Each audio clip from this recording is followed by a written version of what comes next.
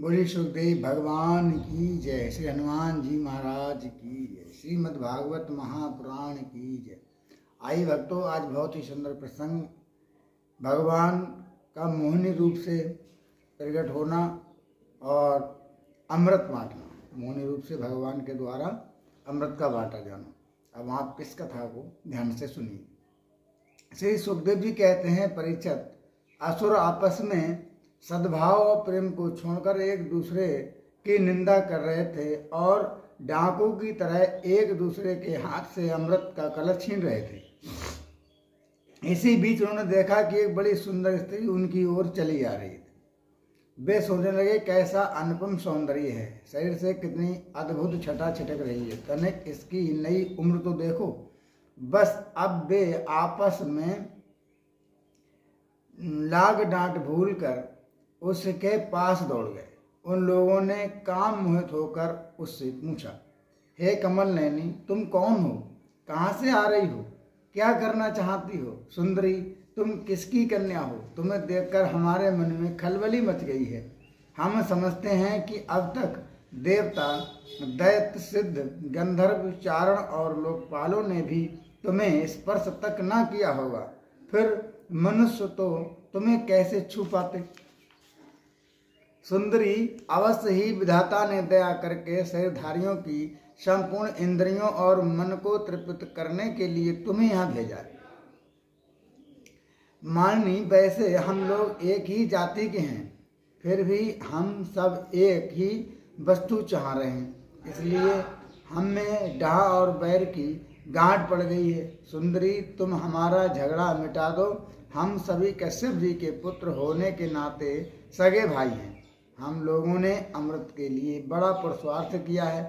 तुम न्याय के अनुसार निष्पक्ष भाव से इसे बांट दो, जिससे फिर हम लोगों में किसी प्रकार का झगड़ा ना हो। असुरों ने जब इस प्रकार प्रार्थना की, तब लीला से स्त्री वेश धारण करने वाले भगवान ने तनिक हंसकर और तिरछी चितवन से उनकी ओर देखते हुए कहा। श्री भगवान ने कहा, आप लोग महर्षि कश्यप के पुत्र हैं और मैं हूँ उल्टा। आप लोग मुझ पर न्याय का भार क्यों डाल रहे हैं? विवेकी पुरुष स्वेच्छाचारिणी स्त्रियों का कभी विश्वास नहीं करते। दैत्यो, कुत्ते और व्यभिचारिणी स्त्री की मित्रता स्थायी नहीं होती। वे दोनों ही सदा नए नए शिकार ढूंढा करते हैं।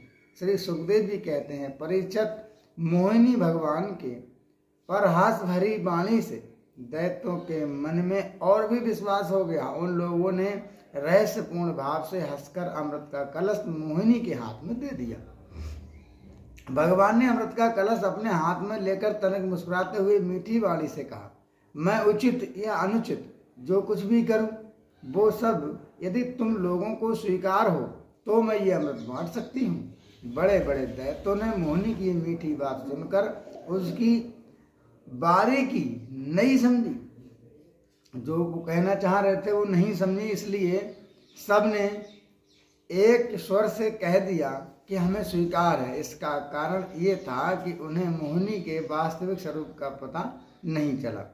इसके बाद एक दिन का उपवास करके सबने स्नान किया, हाविस से अग्नि में हवन किया, गौ ब्राह्मण और समस्त प्राणियों को घास, चारा, अन्न, धन आदि यथायोग दान दिया और ब्राह्मणों से स्तवन कराया। अपनी अपनी रुचि के अनुसार सबने नए नए वस्त्र धारण किए और इसके बाद सुंदर सुंदर आभूषण धारण करके सबके सब उस आसनों पर बैठ गए, जिनका अगला हिस्सा पूर्व की ओर था।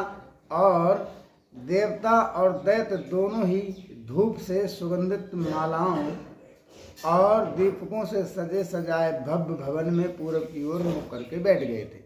तब हाथ में अमृत का कलश लेकर मोहिनी सभा मंडप में आई।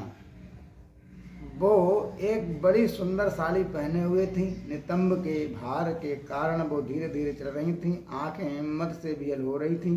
कलश के समान स्तन और गज शावक की सूर के समान जंघाएं थीं। उसके सुवर्ण नूपुर अपनी झनकार से सभा भवन को मुखरित कर रहे थे।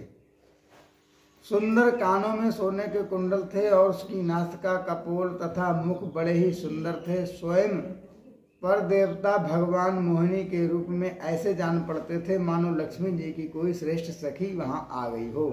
मोहिनी ने अपनी मुस्कान भरी चितवन से देवता और दैत्यों की ओर देखा तो वे सब के सब मोहित हो गए।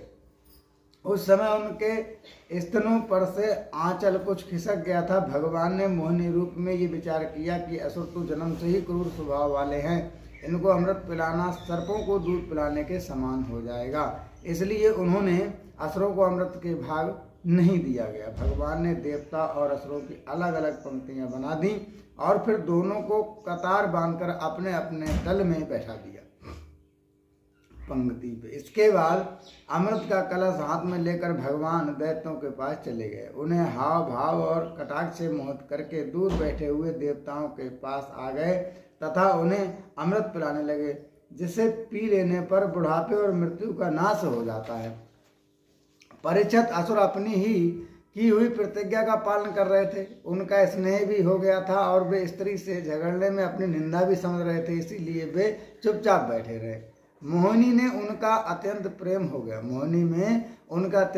गया था। वे डर रहे थे कि कहीं हमारा प्रेम संबंध टूट ना जाए। मोहिनी ने भी इससे पहले उनका बड़ा सम्मान किया था, इसी से वे और भी बंध गए थे। यही कारण है कि जिन्होंने मोहिनी को कोई अप्रिय बात नहीं कही। जिस समय भगवान देवताओं को अमृत पिला रहे थे उसी समय राहु दैत्य देवताओं का वेश बनाकर उनके बीच में आ बैठा और देवताओं के साथ उसने भी अमृत पी लिया, परंतु तत्क्षण चंद्रमा और सूर्य ने उनकी पोल खोल दी। अमृत पिलाते पिलाते ही भगवान ने अपनी तीखी धार वाले चक्र से उसका सर काट डाला। अमृत का सत्संग न होने से उसका धड़ नीचे गिर गया, परंतु सिर अमर हो गया और ब्रह्मा जी ने उसे गिरा बना दिया। वही राहु पर्व के दिन पूर्णिमा और अमावस्या को बैर भाव से बदला लेने के लिए चंद्रमा तथा सूर्य पर आक्रमण करता है। जब देवताओं ने अमृत पी लिया तब समस्त लोगों को जीवन दान करने के लिए भगवान ने बड़े बड़े दैत्यों के सामने ही मोहिनी रूप त्याग कर अपना जो वास्तविक रूप था वो धारण कर लिया। परीक्षित देखो, देवता और दैत्य दोनों एक ही समय पर स्थान पर एक ही स्थान पर एक ही समय पर एक ही प्रयोजन तथा एक ही वस्तु के लिए विचार से एक ही कर्म किया था, परंतु फल में बड़ा भेद हो गया। उनमें से देवताओं ने बड़ी सुगमता से अपने परिश्रम का फल अमृत प्राप्त कर लिया, क्योंकि उन्होंने भगवान के चरण कमलों की रज का आश्रय लिया था। परंतु उससे विमुख होने वाले जो दैत्य थे, विमुख होने के कारण परिश्रम करने पर भी असुरगण अमृत से वंचित ही रहे। मनुष्य अपने प्राण, धन, कर्म, मन और वाणी आदि से शरीर एवं पुत्र आदि के लिए जो कुछ करता है वो व्यर्थ ही होता है, क्योंकि उसके मूल में भेद बुद्धि बनी रहती है। परंतु उन्हीं प्राण आदि वस्तुओं के द्वारा भगवान के लिए जो कुछ किया जाता है वो सब भेदभाव से रहित होने के कारण अपने शरीर, पुत्र और संबंध संसार के लिए सफल हो जाता है। जैसे वृक्ष की जड़ में पानी देने से उसका तना, टहनियाँ और पत्ते सबके सब सूख जाते हैं, वैसे ही भगवान के लिए कर्म करने के लिए सब के लिए हो जाते हैं। जय श्री राधे, जय श्री श्याम। बोली भागवत भगवान की जय। अब कल की कथा शेष, देवासुर संग्राम। अमृत पीने के बाद दैत्य और देवताओं में युद्ध होगा, तो शेष कथा आप कल सुनेंगे। जब के लिए जय श्री राधे, जय श्री।